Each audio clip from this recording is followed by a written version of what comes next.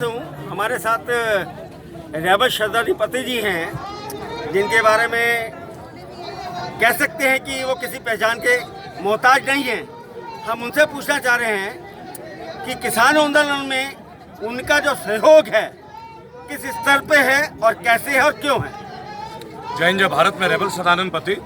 आपके मंच से पहले मैं एक सूचना दे दूं कि 14 फरवरी, ये जो 14 फरवरी है जो हम शहीदी पुलवामा दिवस में मनाते हैं, सिंघू बॉर्डर में किसान मजदूर एकता जो मंच है, उस मंच में SSC GD staff selection commission GD 2018 के 1.5 लाख बच्चे जो चुने हुए हैं, वो बच्चे आ रहे हैं जिनको सरकार ने उनका हक नहीं दिया, जो जवान बनने के लिए तैयार हैं, जिन्होंने written test, physical test, medical test, ये सारे पैरामीटर पार कर लिया है। 3 साल से गवर्नमेंट उनका हक लेके बैठी है। अब वो ओवर एज भी हो गए, कोई और भर्ती भी नहीं देख सकते हैं। 300 से ज्यादा बच्चों ने सुसाइड कर लिया है। उनका हक में लड़ रहा हूँ और इसी किसान आंदोलन में सिंघू बॉर्डर पे वो आ रहे हैं। आप भी अवश्य आइएगा और एक मत होके, पहली बार भारत के इतिहास में हो रहा है जब किसान और जवान एक साथ खड़े होके कंधे से कंधा मिला के इस घमंडी सरकार की जड़ों को हिलाएंगे। ये आंसुओं का चलन चल गया है, पहले टीके जी के आंसू थे, आज कल मोदी जी के आंसू थे। अभी सुनने में है कि सोशल मीडिया पे कि पूनम पंडित हैं, वो भी अपने आंसू को जरा बताना चाह रही हैं कि मेरे को रोका जा रहा है, आंदोलन मत जाइए।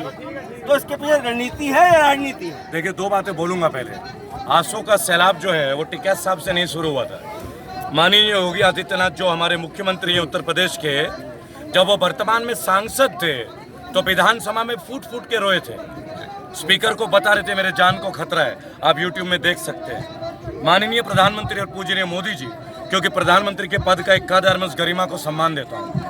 बहुत सारे लोग आएंगे पर पद का कद है, वो भी कई बार रो चुका है दिन। तो उनके आंसू घड़ियाली नहीं थे और टिकैत साहब के आंसू घड़ियाली है या नहीं, ये तय करना हमारा काम है, उनका काम नहीं है। अब रही बात पूनम पंडित का, मैंने परसों उनकी वीडियो देखी थी। मैंने आज सुबह पूनम को फ़ोन किया, छोटी बहन की तरह हमारे लिए। मैंने बोला क्या बात है, क्यों रोई भाई, रोने की क्या बात है? तो उन्होंने कहा कि कुछ लोग मुझे वहाँ आना नहीं देना चाह रहे। मैंने कहा नाम बताओ। तो चलते हैं मंच भी देखते हैं कि कौन है मंच में, आपको रोक दे। मंच किसी का नहीं है जी, मंच हर एक भारतीय का, सड़क भी हर एक भारतीय का है। ये कोई व्यक्ति का मंच नहीं है यहाँ, और कोई व्यक्ति का आंदोलन नहीं है। 135 करोड़ भारतीयों का आंदोलन है। पहले तो आप ये बात समझ लें। तो उन्होंने बोला मुझे नाम नहीं पता। तो मैंने यहाँ प्राप्त सूत्रों को खोल किया कुछ लोगों को, तो बोला हमने मंच पे नहीं मना किया है, हमने ये बोला है कि जब आप यहाँ पे आते हैं तो आप अपनी पर्सनल बातें मत कीजिए कि मेरा बॉयफ्रेंड, मेरी शादी। ये किसान आंदोलन का मंच का विषय है, यहाँ पे ये बातें नहीं होना चाहिए। तो मैंने बोला आप इस तरीके की बातें यहाँ मत कीजिए। और मीडिया वाले तो आपसे पूछेंगे जैसा आप मेरे से पूछ सकते हैं, लेकिन जवाब तो मुझे देना है ना। तो मुझे जगह चुन के जवाब देना चाहिए कि मुझे कौन सी जगह में क्या बात करनी है, ये मेरा भी फैसला होना चाहिए। तो पूनम जी का तो ये एपिसोड था, वो समझ गई, आंदोलन में अब भी हुए और आगे भी आती रहेंगी, कोई उन्हें मंच में नहीं रोकता। तो योगी जी, प्रधानमंत्री मोदी जी के आंसुओं का क्या असर दिखाई देगा आपको कि ये बंगाल से संबंधित है या उस इलेक्शन से जोड़ा जा रहा है इस चीज को? देखिए, मैं एक बात बोलूँगा आपको, आंसू मुझे मोदी जी के देखने हैं क्या, या आंसू मुझे टिकैत जी के देखने हैं क्या, या आंसू मुझे योगी आदित्यनाथ के देखने हैं? अरे मुझे आंसू उन 220 परिवारों के देखने हैं जिनके बच्चे यहाँ शहीद हुए हैं। आंसू उनके लिए, इनके लिए मैं क्यों बोलूं? उनकी अपनी अपनी भावना है, उनकी भावना थी, वो रो दिए।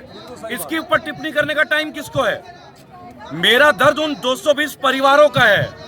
किसान बिल तो होगा ही वापस, उन 220 लोगों को मुआवजा भी दिलाना हमारा अधिकार है, हमारी जिम्मेदारी है। उनकी बात भी उठेगी।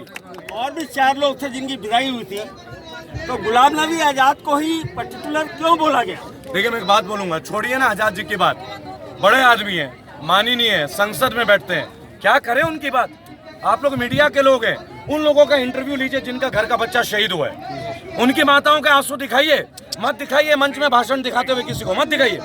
दुनिया जानती है गाजीपुर में आंदोलन है, हम भी उसका हिस्सा है। एक बार उनके ऊपर स्टोरी बनाइए और विभिन्न चैनलों में प्रसारित कीजिए, देश में सैलाब आ जाएगा। 220 परिवार है भाई साहब, उनके बच्चों का वीडियो दिखाइए, उनकी पत्नी का, माता का, पिता का, भाई का, उनके गांव का, उनके मोहल्ले का वीडियो दिखाइए। लोगों में सैलाब आ जाएगा, जागृति हो जाएगी। अगर टिकैत साहब के 2 बूंद आंसू में सैलाब आ सकता है तो 220 लोगों की शहादत में सुनामी आ जाएगा, सुनामी। आखिरी सवाल, इसका अंजाम कहां तक? जो वीर लोग होते हैं ना जी, वो अंजाम की परवाह नहीं करते और अंजाम के लिए काम नहीं करते। वो मकसद के लिए जीते हैं, मकसद के लिए मरते हैं। हम बागी है, मकसद के लिए पैदा है, मकसद के लिए मरेंगे। मृत्यु निश्चित है, लेकिन मरेंगे तो अच्छे काम के लिए मरेंगे कि मरने के बाद भी जाना जाए, गिद्ध की तरह कोई हमारे लाश को नोचे ना। यूपी सरकार ने आपके साथ जो व्यवहार किया था, जो भरी रात में आपके घर आ गए थे, उसमें आपका क्या कहना है कि उसके पीछे कोई षड्यंत्र था? मैंने एक बीजेपी के बिल्डर के साथ लड़ाई लड़ी।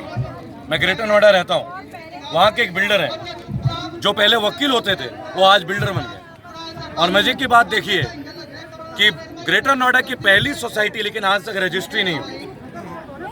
सबसे पैसे ले लिए, ज़्यादा पैसे ले लिए, लेकिन रजिस्ट्री नहीं कराई। जब मैं उनके खिलाफ लड़ा तो कई बार पुलिस ने मुझे को परेशान किया, लेकिन मेरी लड़ाई आज भी वही है।